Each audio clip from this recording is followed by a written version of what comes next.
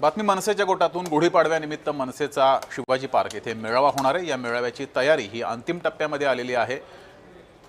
जोरदार तयारी या ठिकाणी करण्यात आलेली आहे। मनसेचा गुढीपाडवा होणार आहे। राज ठाकरे यांनी या गुढीपाडव्याला मेळाव्याला मोठ्या संख्येने उपस्थित राहा असं आवाहन केलेलं आहे। मेळाव्याची तयारी ही अंतिम टप्प्यात आलेली असून इथला आढावा घेतला आमचे प्रतिनिधी जय पवार यांनी। पाहूया। मनसेचा उद्या गुढीपाडवा मेळावा हा दादरच्या शिवतीर्थ या मैदानावरती पार पडणार आहे आणि आपण सध्या त्याच मंचावर आहोत जिथून राज ठाकरे यांची तोफ उद्या गुढीपाडव्यानिमित्त धडकणार आहे। आपण पाहू शकता या ठिकाणी जय्यत तयारी ही जी आहे ते सुरू असल्याचं पाहायला मिळत आहे। ठिकठिकाणी मनसेच्या माध्यमातून झेंडे हे या ठिकाणी सुद्धा लावण्यात आले आहेत। त्याचबरोबर आसन व्यवस्था सुद्धा ज्या ते या ठिकाणी केल्यात आल्याचं पाहायला मिळतंय।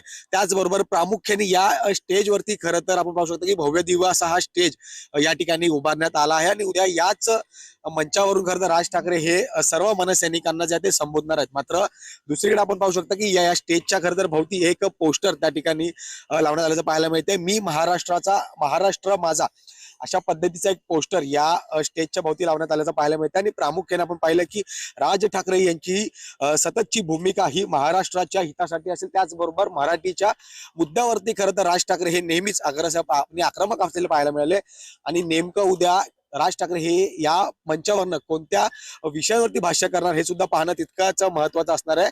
आपण या संपूर्ण मैदानाच्या ठिकाणची व्यवस्था पाहिली तर या ठिकाणी 2 डी जे आहेत ते VIP मान्यवरांसाठी आकारण्यात आले आहेत। त्या ठिकाणी पाहू शकता की मनसेचे महत्वाचे सर्व नेते पदाधिकारी हे या पहिल्या ठिकाणच्या पहिल्या रांगेत खरं तर आसन करतील। त्यानंतर याच्या मागे या ठिकाणी सर्व आलेले मनसैनिक किंवा मग मुंबईकर हे सर्व या ठिकाणी ज्या ते आसन होतील। आपण पाहिलं आहे की गेल्या अनेक वर्षांचा इतिहास या ठिकाणी राज ठाकरेंच्या या गुढीपाडव्या मेळाव्यानिमित्त राहिलेला आहे की मुंबईच नाही तर महाराष्ट्राच्या कानाकोपऱ्यातून खरं तर नागरिक जे आहेत ते या गुढीपाडव्याच्या निमित्ताने शिवतीर्थावरती येत असतात आणि राज ठाकरे यांचं भाषण ऐकण्याची उत्सुकता ही सर्वांनाच लागलेली असते। मनोज सोलंकीसह मी जय पवार, जय महाराष्ट्र न्यूज, मुंबई।